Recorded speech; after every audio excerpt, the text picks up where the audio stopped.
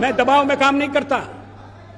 जब कारगिल युद्ध चल रहा था तो राष्ट्रपति लिंकन ने मुझे बुलाया न्यूयॉर्क में, वाशिंगटन में, और उन्होंने कहा कि यहां पाकिस्तान के प्रधानमंत्री आ गए हैं, आप भी आ जाइए, दोनों मिलकर बैठिए, हम सवालों को तय करेंगे। हमने कहा जब तक पाकिस्तान के कब्जे में भारत की 1 इंच भूमि है तब तक मैं बात नहीं करूंगा। और मैं अमेरिका नहीं गया, अमेरिका के दबाव में नहीं आया। अटल जी के बारे में जो कहा जाता था कि कवि हृदय हैं, सहज हैं, सरल हैं, ये युद्ध लड़ पाएंगे, तो अटल जी ने कारगिल युद्ध के दौरान अपने दृढ़ इच्छा शक्ति का परिचय देकर के दुनिया को भारत का लोहा मनवाया था। याद करिए, उस समय अमेरिका के राष्ट्रपति भारत को बार बार कहते थे कि नहीं, आप एक बार अमेरिका आइए, भारत और पाकिस्तान मिलकर के इसका समाधान निकालें। अटल जी ने कहा मैं भारत तब तक नहीं छोड़ सकता जब तक एक भी दुश्मन भारत की धरती पर रहेगा, भारत की सीमा के अंदर रहेगा।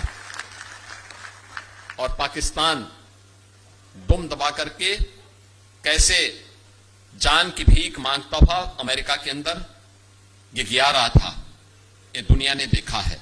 ये अटल जी की दृढ़ इच्छा शक्ति का परिचय कारगिल युद्ध के दौरान भी देश ने देखा है।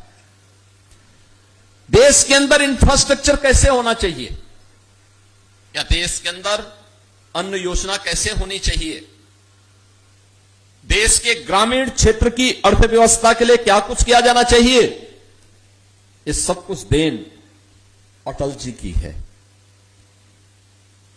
अटल जी ने अपने सार्वजनिक जीवन की शुरुआत डॉक्टर श्यामा प्रसाद मुखर्जी जी के साथ प्रारंभ किया था।